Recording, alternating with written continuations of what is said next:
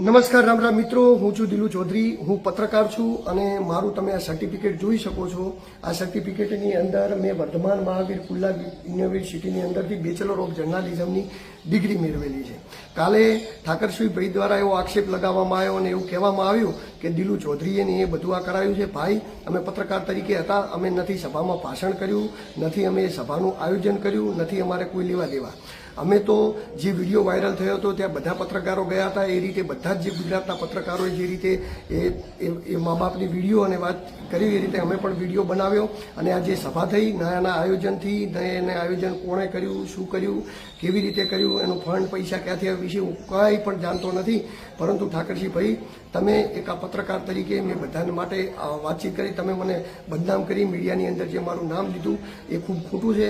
મારા ભાઈ, અમે પત્રકાર છીએ, અમને પત્રકાર રહેવા દો. હવે પત્રકાર છીએ તો કોઈ સમાજ તો લાગતો હોય તો એમાં કોઈ શું કરે, બરોબર? એટલે તમે જે આ કામકાજ કર્યું છે એ ખૂબ ખોટું છે.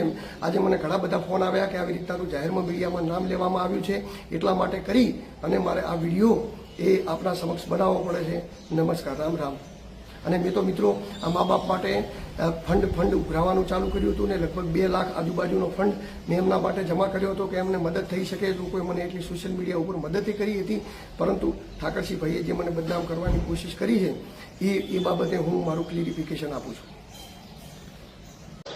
મિત્રો, ઊણ બાબતે જ્યારે જે થયું એ સમયની અંદર અમે ઊણની અંદર ન હતા. અમે જે સભા પૂરી હતી ત્યાંથી બધા પત્રકાર મિત્રો બધા થઈને અમે સન હોટલ જમવા ગયા હતા. અમે પત્રકારો ત્યાં જમ્યા અને જમતા હતા. એ ટાઈમ અંદર ત્યાં સ્ટાફ પણ હતો, પોલીસ સ્ટાફ પણ હતો. એ સમયની અંદર એવા સમાચાર મળ્યા કે ઊણની અંદર આવું થયું છે. તેમ છતાં પણ આપણે ઊણ નહીં ગયા, ઊણની કોઈ માહિતી નહીં. ત્યારબાદ અમે સન હોટલ હતા, ત્યાં પણ સીસીટીવી હતા. ત્યાંથી અમે ભાભર બોર્ડિંગ ગયા અને ભાભર બોર્ડિંગ ઓફિસની અંદર અમે બેઠા હતા, જેની અંદર બધા જ ત્યાંના જે મતલબ સામાજિક લોકો હતા એ બધા બેઠા હતા. એ ઓફિસની અંદર પણ સીસીટીવી હતી. 5 વાગ્યા સુધી અમે ત્યાં હતા. એટલે અમે બિલકુલ પણ આ વિષય ઉપર જાણતા નથી. તો ઠાકરસિંહભાઈ, મારા ભાઈ, તમે આ રીતે વાતચીત કરી અને અમને તમારા સમાજ કે અન્ય સમાજમાં બદનામ કરવાની આવી કોશિશ કેમ કરી છે? ઘટના બની એ ખૂબ જ દુઃખદ બની. અમે પત્રકાર તરીકે ત્યાં હતા, પરંતુ આ ઘટના વિશે જે થયું એ સમયની અંદર અમને કોઈ માહિતી નહીં. અમે જ્યારે ત્યાંથી નીકળી અને અમે સન હોટલ ગયા હતા, જે ભાભરની આજુબાજુ છે, ત્યાં પણ સીસીટીવી છે. 12 વાગ્યા 1 વાગ્યા સુધી હું ત્યાં હતો. ત્યારબાદ હું ભાભર બોડીની અંદર બેઠો હતો, જે ઓફિસની અંદર, ત્યાં પણ સીસીટીવી છે. કોઈ પણ પ્રકારની આ માહિતી કે આ જગ્યા કે આ વિષય ઉપર અમારે લેવા દેવા નથી. તો ઠાકરસિંહભાઈ, તમે અમને શું કરવા આ રીતે બદનામ કરી અને એક પત્રકારની ઇમેજનું પેલું કરી રહ્યા છો?